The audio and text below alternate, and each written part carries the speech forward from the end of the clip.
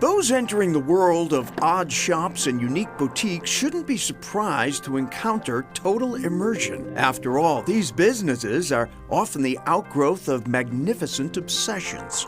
Tiny basket. Such overload can be disorienting, but down in Chatham, not far from the store full of rubber ducks, there's an opportunity to regain one's bearings. Let's put it on the table here. Yeah, it's flaking.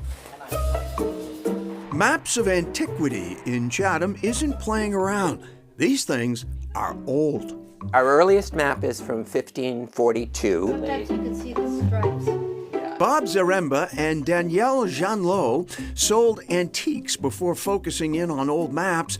Danielle wondered if they'd lost their way. Then I thought, we're actually going to be trying to make a living out of this. But map freaks have come out of the woodwork and web to make this cottage business an unlikely success story. How unlikely? At one time with TripAdvisor, we were the #1 attraction on Cape Cod.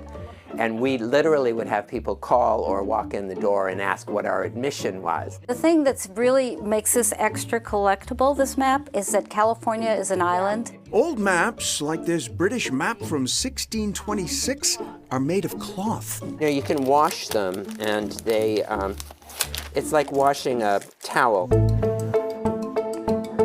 Store manager Perry Sanborn has dragged Maps of Antiquity into the modern world. Introducing a lively social media presence, Map Monster Mondays are particularly popular. Yep, we've got lots of followers, and it's really fun when people comment on our stuff. Start a really interesting conversation. If Maps of Antiquity weren't unique enough, there are also 3 guest rooms upstairs, so hardcore map lovers can indulge their passion, sleep it off, then come back down for more. Or they could go to the beach like normal Cape Cod tourists. We have a couple of partners where the one stays upstairs and goes, okay, you have 2 hours downstairs. Maps of Antiquity, come for the maps, stay for the naps.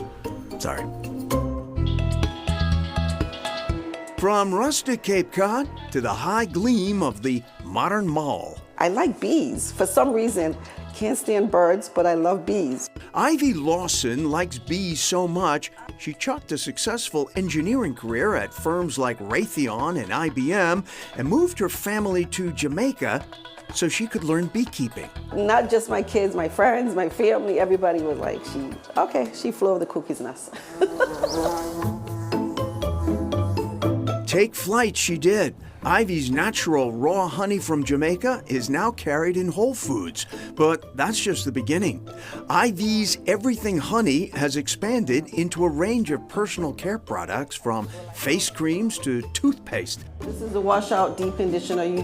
Tanya Lewis of Sharon swears by the honey-based deodorant and has come to Ivy's shop in the South Shore Plaza to give the natural shampoo a shot. This will be my first time trying the hair product. I've trusted her judgment on everything else, and she hasn't led me wrong. For Ivy Lawson, the sweet smell of success is the result of an improbable leap of faith. I just feel like it was such an amazing calling, and I just answered the call and just went with it. It's a passion project that turned into making some dough. Our next shop is the place to go when you're in need of a new set of chainmail or a good warhammer. Who isn't?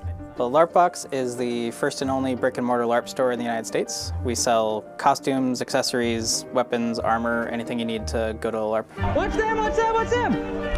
LARP stands for live-action role-playing.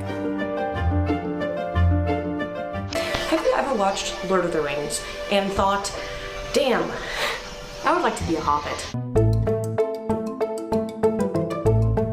If so, there's a LARP for you. LARPs take any number of forms, but they all involve dressing up in costume and inhabiting one's character, sometimes for days at a time. On any given weekend, from spring to fall, we've got 8 to 10 games going on within an hour and a half of here. Bart Brizet's LARP Box in North Oxford, Mass, near Worcester, can set you up with whatever suits you. Steel-plated armor, a diverse selection of elven ears, and enough weaponry to make the cruelest warlord swoon.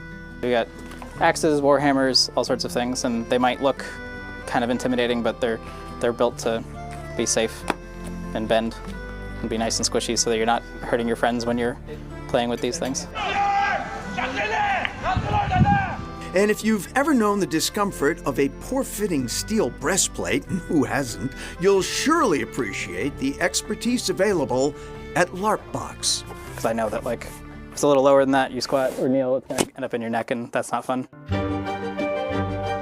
No matter what you're looking for, be it an Ottoman-style helmet or a new pair of steel mittens, what you'll find at this truly one-of-a-kind shop is a love of LARPing.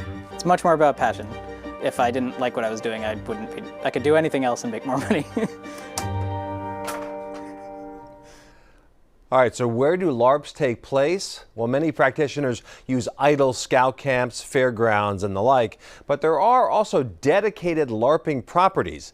Events take place every weekend at Ye Olde Commons in Sturbridge. Up next, waiting for the magic to happen.